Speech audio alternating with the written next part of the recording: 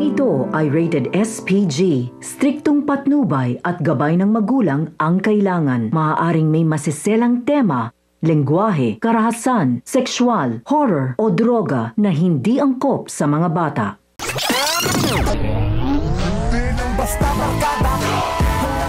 Tapos niyang sabihin ni Ramon na sumama na sa mansyon si Marites upang patutuhanan na hindi talaga si Tanggol ang kinikilala nitong anak.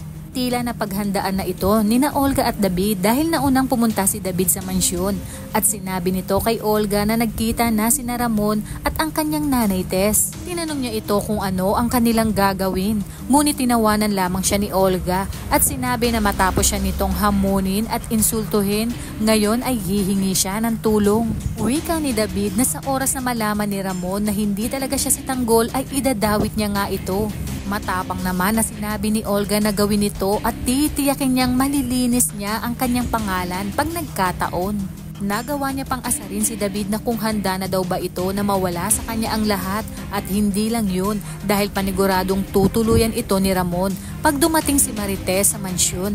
Kaya naman parang aligaga si David at halos hindi mapakali.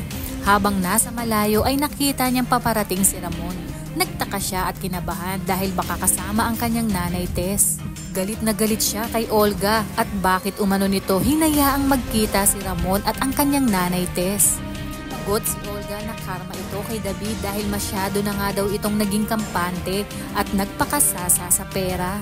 Kabilang banda tumawag si Michael at sinabing may nakita na silang sasakyan. Sinabi ni Reggie na alam na nito ang kanyang gagawin at susunod na lamang sila ni Tisay sa mga ito. Habang nagsusugal si Tisay ay nakita ito ni Enteng at itinuro kay Tanggol. Agad na nilapitan ni Tanggol si Tisay at sinabing ang lakas ng loob nitong pumunta doon matapos silang lokohin ito. Sumagot naman si Tisay at sinabi kung makaasta si Tanggol akala mo'y siya ang may-ari ng pasugalan. Kaya naman dito na sinabi ni Sebio na si Tanggol talaga ang may-ari ng pasugalan.